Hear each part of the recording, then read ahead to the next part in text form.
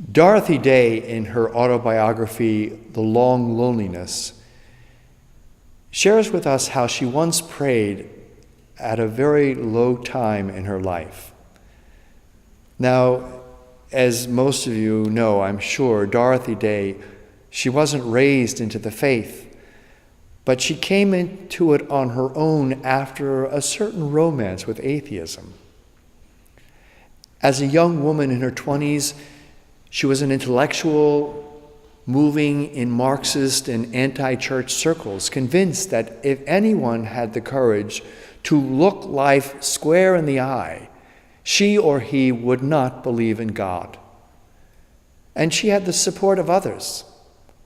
The love of her life at the time was a man who shared her views. She had moved in with him and bore his child outside of marriage. But the birth of this child, a daughter, changed her in ways she had not foreseen. Holding her infant daughter, she was so overcome with awe and gratitude that she prayed spontaneously, "For so much joy, I need to thank someone." Her faith was born from that, from the purest spring of all, gratitude. Filled with this gratitude, she took some instructions, was baptized, and became a Christian. Now, the father of her child was so upset by this change in her that he warned her that if she had their child baptized, he would leave her. Her daughter was baptized, and he did leave her. And many of her friends did the same. So even as she was riding on this wave of gratitude and was buoyed up by her newfound faith, she found herself very much alone, without most of her former friends and support systems. A single mother, living on her own, lacking money, and without any practical vision on what she should now do with her life.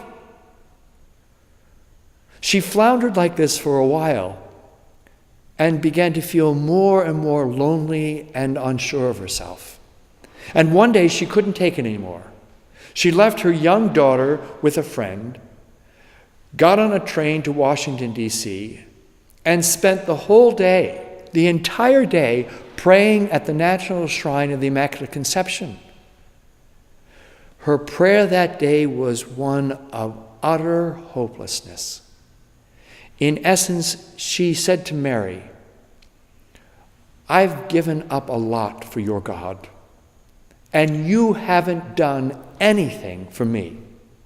I'm lost, alone, unsure of what to do, and running out of energy and patience. I need help. I need it now, not in some distant future. Help me. Help me now. I can't go on like this." When she got back to New York and walked up to her apartment that night, a man was sitting on the steps waiting for her. He told her that he had heard about her conversion, and he had an idea, and he needed her help. He then explained to her the concept of the Catholic worker. The man's name was Peter Maurin, and the rest is history. From that moment on, Dorothy Day had a vision for her life. Christina Crawford, commenting on a low point in her life, says, "Lost is a place too. Lost is a place too." She's right. And lost is the place from where we are especially invited to pray. When we hurt all over, when we live in a shame we can't bear, when we're on our knees because we're too weak to stand, we're in the perfect posture for prayer. And I believe no one, No one listens to our prayers of helpless more compassionately than Mary. In the first novena prayer, we address Mary, our Mother of Perpetual Help, as our refuge and our hope. She is the place of safety for anyone who is lost in sin or seeking the shelter of mercy, anyone who is tossed by the storms on the sea of life and needing an anchor.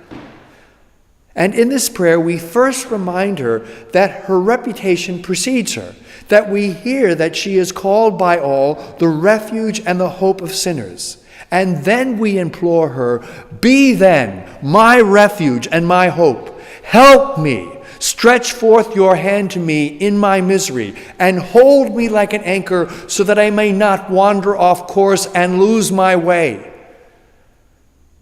But help me especially in those times of danger, when I may forget to call on you and risk not simply being lost, but losing my soul. This is the grace that I beg from you the most. Mary, my refuge and my hope, that I may always have recourse to you no matter what. Often when I'm feeling lost and helpless, I like to reread St. Bernard of Clairvaux's beautiful meditation on Mary, the star of the sea.